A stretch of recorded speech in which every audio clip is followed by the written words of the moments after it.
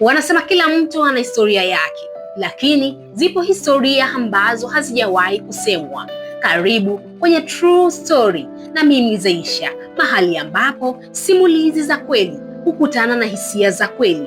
Hapa tunasimulia maisha halisi, maamuzi magumu, mafanikio, maumivu na siri zilizojificha nyuma tabasamu. Jiandae kusikiliza historia ambazo zinaweza kubadilisha namna ambavyo unavyoiona dunia. Bila kusahau kusubscribe chaneli yetu ya Nia TZ ili uwe mwanafamilia wa chaneli hii. Pia usisahau kulike, kucomment na kushare ili ziwafikie wengi wapate kujifunza. Karibu.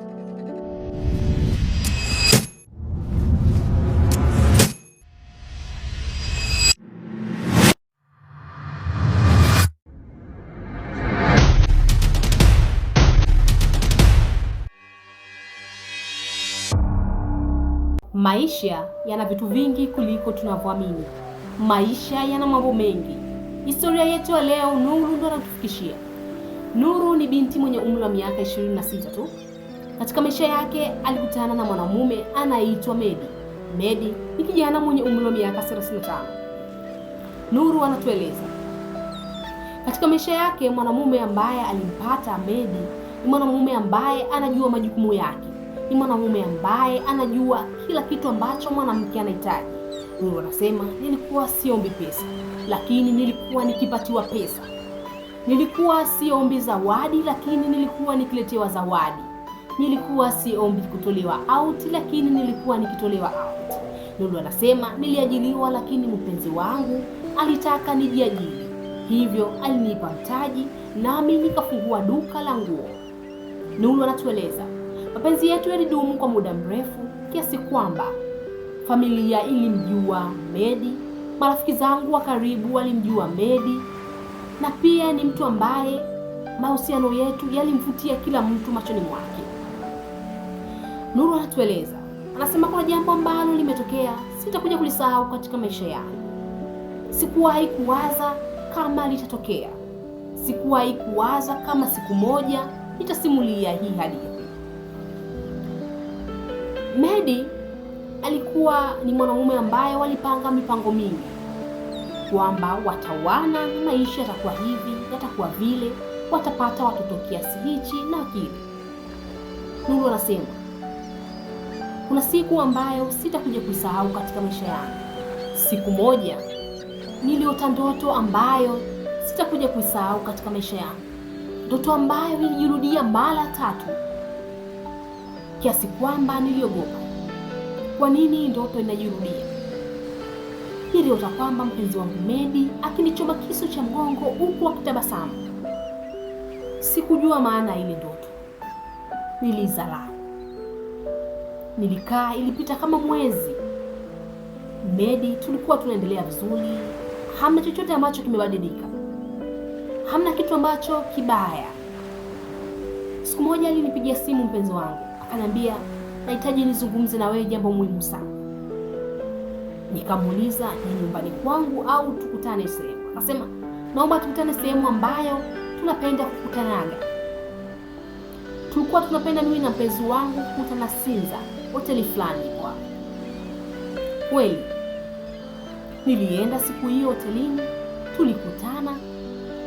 Lakini mpenzi wangu hakuwa mtu ambaye ana furaha. Alikuwa mtu ambaye kama ana kitu ambacho kinamuogopesha. Ni mtu ambaye mwenye mawazo fulani, bila kujua mimi ni mawazo gani ambayo anapitia. Jamani, kabla tuendelea, usisahau kusubscribe channel ya Nia TZ, kulike, kucomment na kushare. Tunaendelea. Mpenzi wangu aliniambia kwamba kuna jambo nahitaji tuzungumze. Kuna jambo naomba nikikwambia usihuzunike wala usikasirike. Nilikuwa nikikaa nikimsikiliza kwa makini, nikamwambia sawa baby, na kusikiliza, ongea.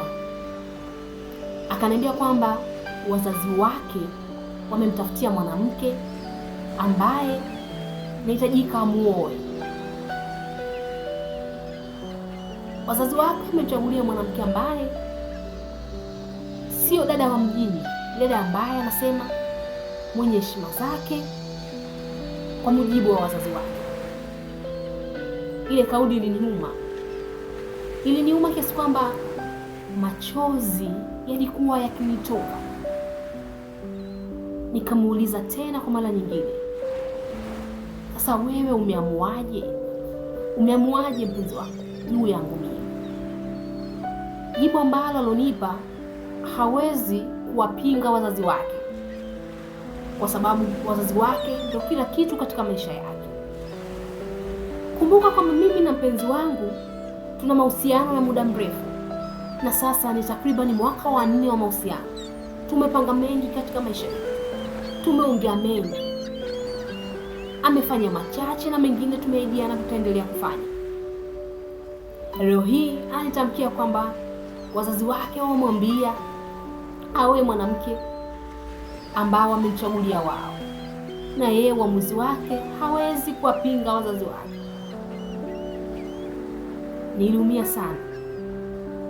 Niliumia sana kiasi kwamba sikuweza kuzuia machozi, sikuweza kuzuia hisia zangu. Nijilikuta nikilia bila kunyamaza. Alinibembeleza sana. Nilikaa nikitafakari. Nikamuuliza, kwa hiyo wewe ndio uamuzi wako ambao umeuamua? Akanambia ndio, siwezi kwa uzoezi wako. Nilitafakari sana, mwisho siku nikamwambia, sawa, mimi unaniacha au mimi mtasali wangu unakuwaje? Akanambia siwezi kuendelea tena na mahusiano na wewe. Nilishiwa nguvu. Nililia, sikuacha kujizuia. Yaani kila nikikaa mboni za macho yangu ilikuwa yakitiririka machozi. Nikamwambia basi, naomba mimi na wewe tulale kwa mara ya mwisho.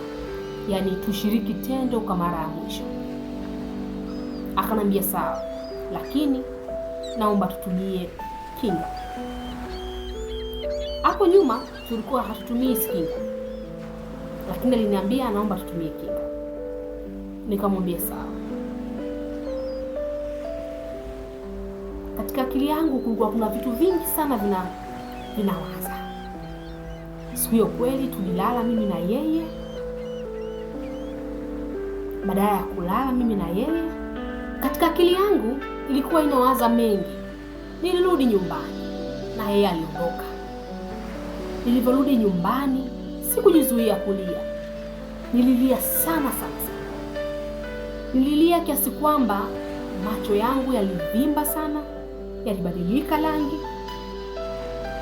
Sikuenda kazini kwa muda kama siku 3. Nilikuwa tu nimeamua nikae mwenyewe ndani nilie. Nikamweleza watu wangu wa karibu, hawakuamini. Kila mtu alinishauri anavyojua, lakini mimi katika akili yangu kuna kitu nilikifanya, kitu ambacho nilimwomba Mungu hicho kitu kitiki. Nilimwomba Mungu sana. Nilifunga kwa muda wa siku 7 ili hilo jambo litimie, ili hilo jambo litokee kweli. Baada ya kufunga niliamua niame Dar es Salaam.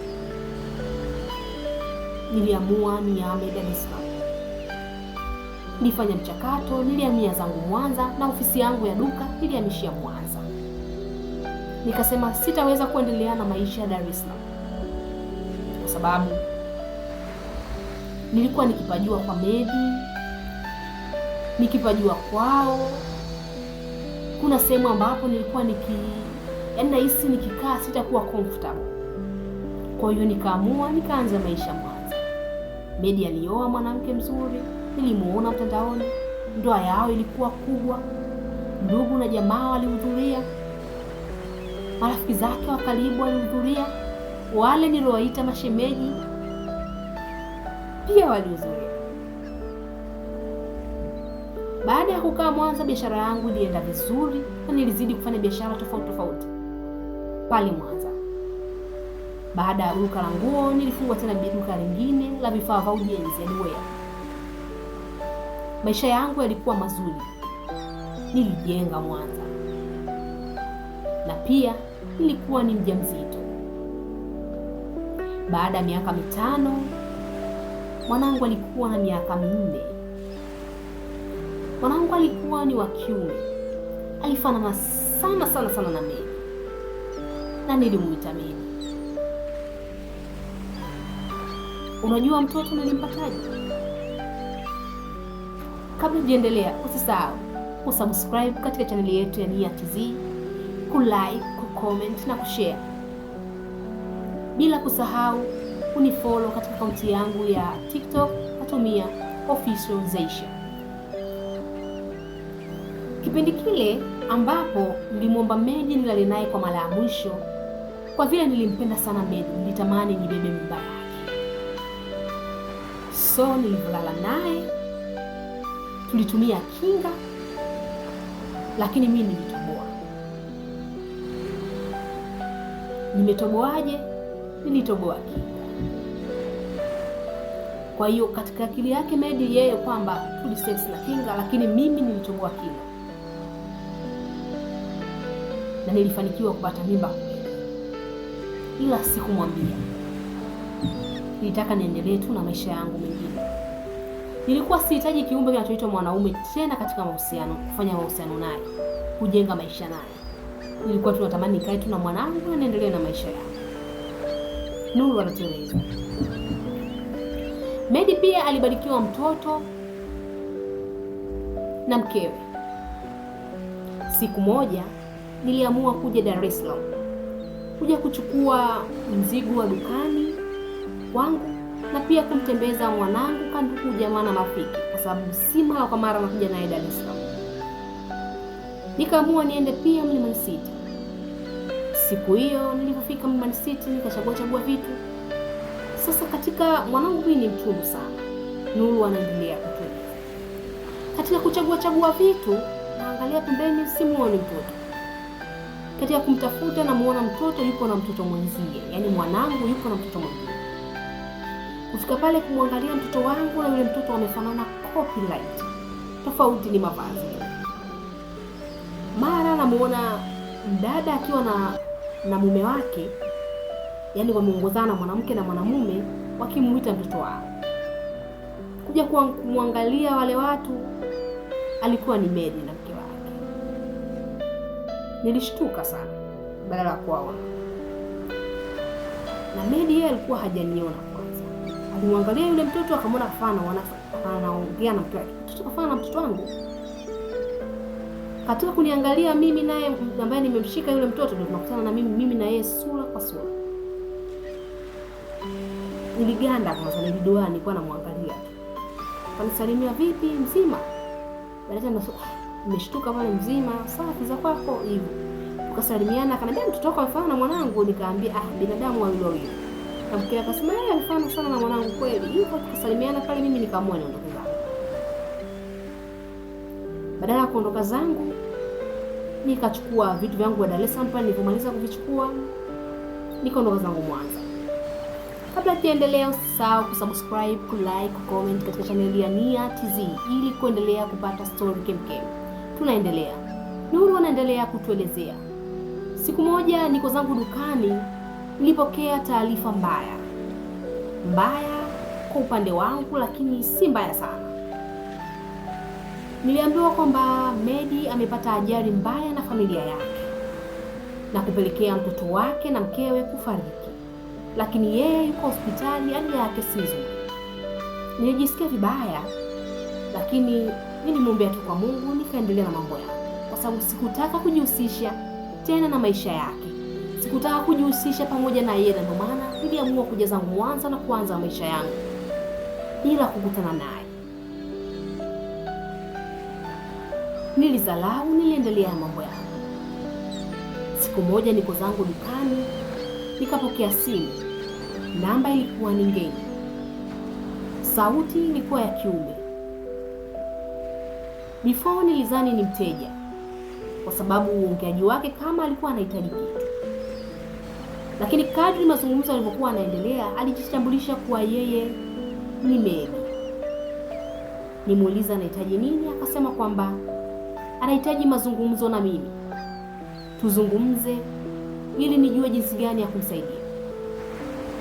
Nilipomdadisi kwamba ana shida gani, akaniambia jambo lake si la kuzungumzia polisi. Nilimwambia nimesikia mpata matatizo, pole, akaitika na vitu kama hivyo, lakini alinisihi sana tukutane mimi na yeye tuzungumze, kuna jambo anahitaji kuniambia na kulijua. Mwanzo nilikuwa mgumu, lakini niliamua kwenda kumsikiliza. Nilifunga safari kutoka Mwanza kuja Dar es Salaam, lakini nilikuja mwenyewe bila mtoto. Kufika Dar es Salaam tulikutana. Alikuja nyumbani kwa rafiki yangu ambaye nilimwambia naomba tukutanie hapo. Sikukutana naye sehemu nyingine yoyote zaidi ya hapo. Tulipokutana pale tulisalimiana mwenzangu muda mrefu na vitu kama hivyo. Akanieleza matatizo yake.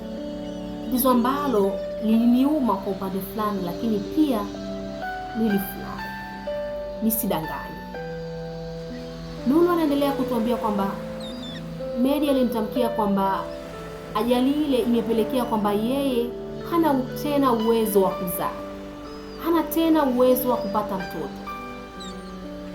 Kwa hiyo yeye hana tena uwezekano wa kuitwa baba. Haikuniuma hiyo taarifa hata kidogo.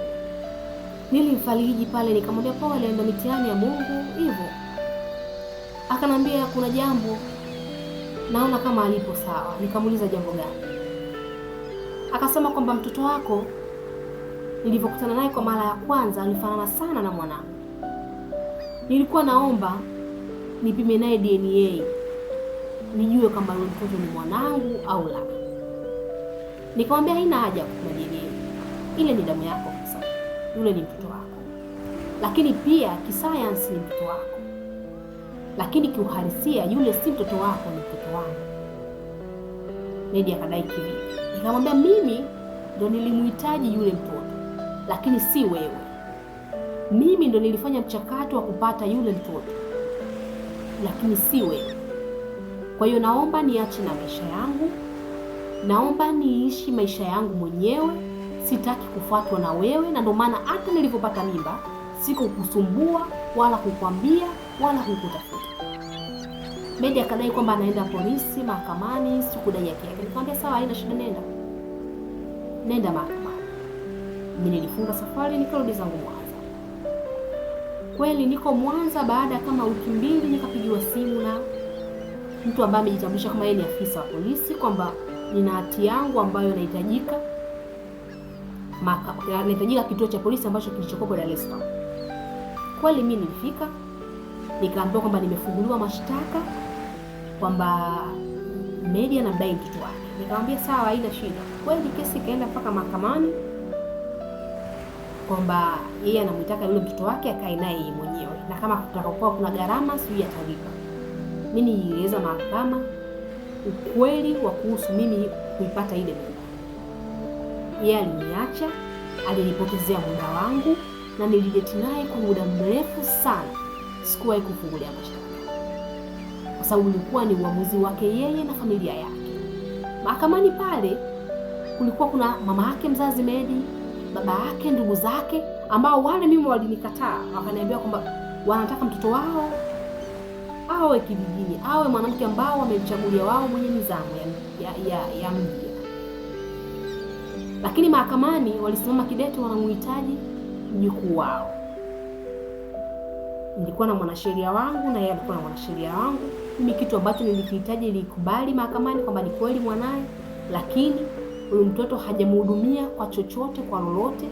Niliomba mahakama kwamba Mary anilipe gharama zangu zote ambazo tangu na beba mimba mpaka nimejifungua mpaka mwanangu anafika umri wa miaka takriban 5.5. Hakuwahi kuwajibika kama baba, hakuwahi kunitafuta, hakuwahi kufanya chochote. Na ile mimba mimi ndio niliyoitaka. Nilitaja kiasi kikubwa sana cha pesa na nilijua kiasi hicho hawezi kuhitaji.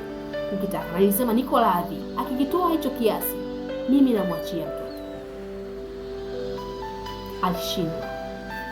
Kiasi kilikuwa ni kikubwa sana, na pia nilikuwa nina haki ya kutaja hicho kiasi, kwa sababu mimi ndo nilihangaika na mimba, mimi ndo nilizaa, mimi ndo nilihangaika na mtoto, yeye hakuhusika na chochote.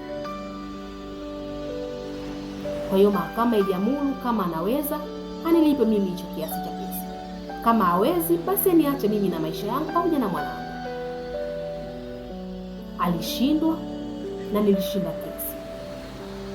Natoka mahakamani, mama mkwe ananifuata, ananiambia, mama yake na Medi ananiambia kwamba samee mwanangu, si mtoto si mshirikiane. Nikamwambia hapana mama, tafutie tena mtoto wako, mwanamke mwingine waendelee na maisha yao. Nilimpenda sana mimi, na ndio maana niliamua nipate hata mtoto naye, lakini pia alinifunza mengi katika maisha yangu. Kwa hiyo Medi alibaki na majuto, alibaki na maumivu. Mimi nilirudi zangu Mwanza na nikaendelea na maisha yangu. Kwa hiyo huu ndo mwisho wa simulizi yangu. Nuru anatuambia kwamba simulizi ya maisha yake ndio alikuwa hayo. Alipitia maumivu, alipitia mateso, lakini leo hii amesimama na anamhudumia mwanae. Na sasa mwanae ni kijana mkubwa, na yeye ni mama, anaendelea na maisha yake. Na hiyo ndio ilikuwa true story. Yaani ni historia za kweli na mimi Zeisha. Kumbuka, maisha yana funzo na kila hadithi ina ukweli na inatufunza mengi. Hivyo, ili kupata hadithi kemkem za kujifunza na kuelewa maisha halisi yaende na historia za watu za kweli kabisa, usisahau kusubscribe ili kuwa mwanafamilia wa Nia TZ, kulike, kucomment na kushare ili ziwafikie wengi. Mpaka muda mwingine, mimi ni Zeisha na hiki ni kipindi chako. Ciao.